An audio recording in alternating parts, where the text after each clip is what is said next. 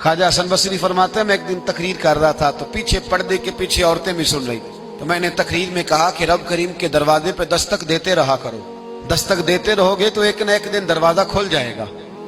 तो कहते हैं तकरीर अभी मैं कर ही रहा था कि पीछे से खातून बोल पड़ी, हसन बसरी इजाजत हो तो कोई बात करूं?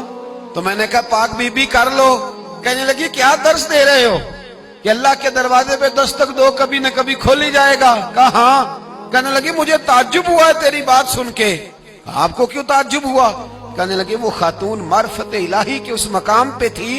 कहने लगी हसन बसरी पहले ये बता रब करीम का दरवाजा कभी बंद भी हुआ है? खुलवाएंगे तो उसको ना जो पहले से बंद होगा, और जो खुला हुआ है, जो खुला हुआ पिछली राती रहमत रब दी करे बुलंद आवाजा बख्शिश मंगन वाले कारण खुला जे दरवाजा। फरमाया कभी बंद भी हुआ है? हजरत बीबी राबिया बसरिया सारी रात इबादत करती, सारी रात रब रब करती और फरमाया करती थी मेरा रब। लोगों ने कहा अम्मा तू किस मकाम पे पहुंची है? तो फरमाने लगी मैं इस मकाम पे पहुंची हूं कि कबूलियत मेरी दुआओं के करीब आ गई है, कबूलियत मेरी दुआओं के करीब आ गई है। अभी मैं पूरी दुआ नहीं मांगती, खुदा की रहमतें पहले बरसना शुरू हो जाती है। आप गई हुई थी हज करने, हज से वापस तशरीफ लाई तो जिस दिन आप वापस पहुंची ना बसरा में, आपका ऊंट फौत हो गया। कुछ लोगों को ना बड़ा प्यार होता है। मेरी दादी अम्मा ने ना एक बछड़ा पाला हुआ था, तो दादी जान के हाथ में पेड़ा होता था। दादी आवाज देती मिठू आ जा, तो बछड़ा दौड़ के आता पेड़ा खाने। प्यार होता है ना। हमारे यहाँ देहातों में तो जानवर घर के फर्द बन जाते थे। भैंस का दर्जा इसी तरह होता था जिस तरह घर के एक फर्द का है। अगर कभी भैंस किसी की मर जाती तो सारा घर रोने लग जाता।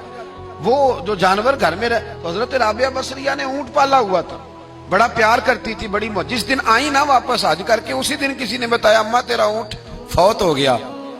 तो घोड़ा दौड़ा के घर आई, कहा आज ही फौत हुआ है? कहा। तो ऊंट के सराहने खड़े होकर दुआ मांगने लगी। कहने लगी मौला जब मैं हज करने गई थी तो अपना माल असबाब तेरे हवाले करके गई थी, तेरे सुपुर्द करके गई थी। और मौला जो तेरे सुपुर्द करे तू तो उस पे रहमत करता है, तू तो फजल करता है। अभी दुआ मांग ही रही थी हर मुश्किल दी कुंजी यारो हाथ मर्दा दे आई। अभी दुआ मांग ही रही थी, एक आदमी चिल्लाया, कहने लगा अम्मा जी लोगों को गलत फहमी हो गई है, ऊंट मरा तो नहीं, वो तो जिंदा है, वो तो पैर ही ला रहा है। ऐसे ही गलत फहमी हो गई, सोया होगा, बेहोश हुआ होगा, जिंदा है।